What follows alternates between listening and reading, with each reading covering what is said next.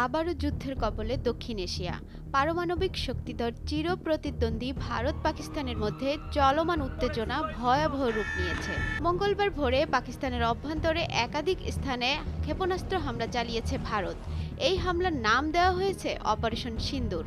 ভারতের পক্ষ থেকে দাবি করা হয়েছে, গত ২২ এপ্রিল কাশ্মীরের পেহেলগামে সন্ত্রাসী হামলায় ২৬ জন ভারতীয় নাগরিকের প্রাণহানির প্রতিশোধ নিতেই এই হামলা চালিয়েছে দেশটি।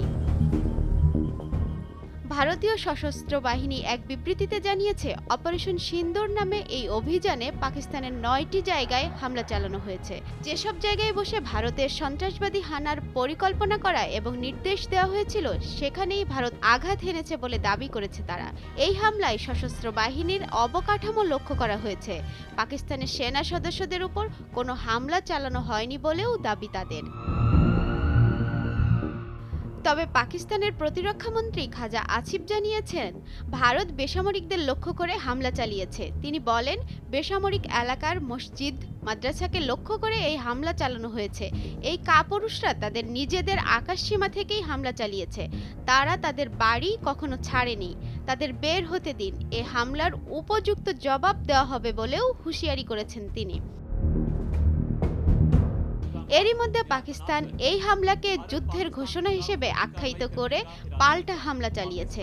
দেশটির ডিজিএফআই এর মহাপরিচালক লেফটেন্যান্ট জেনারেল আহমেদ শরীফ চৌধুরী সংবাদ মাধ্যমকে জানিয়েছেন, আকাশ ও স্থলে পাকিস্তানের জবাব চলছে। তাদের আকাশ প্রতিরক্ষা ব্যবস্থা ৫টি ভারতীয় যুদ্ধবিমান ও একটি ড্রোন ভূপাতিত করেছে।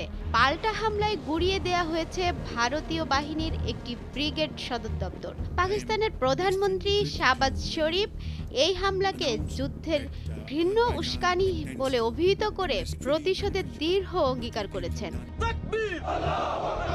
উভয় পক্ষকে সংযম প্রদর্শনের আহ্বান জানিয়েছে জাতিসংঘ, যুক্তরাষ্ট্র ও যুক্তরাজ্য। ভারতের হামলাকে লজ্জাজনক বলেছেন যুক্তরাষ্ট্রের প্রেসিডেন্ট ডোনাল্ড ট্রাম্প। গভীর উদ্বেগ প্রকাশ করেছেন জাতিসংঘের মহাসচিব আন্তোনিও গুতেরেস।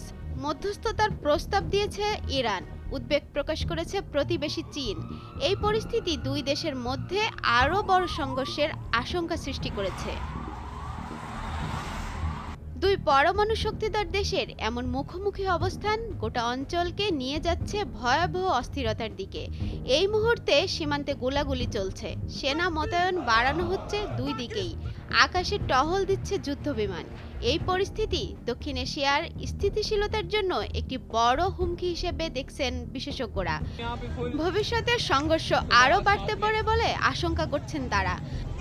ভারত ও পাকিস্তানের রক্তক্ষয়ী এই যুদ্ধ কোন দিকে মোড় নেয়, সেদিকেই তাকিয়ে আছে গোটা বিশ্ব। অনামিকা রায়, ভোরের কাগজ।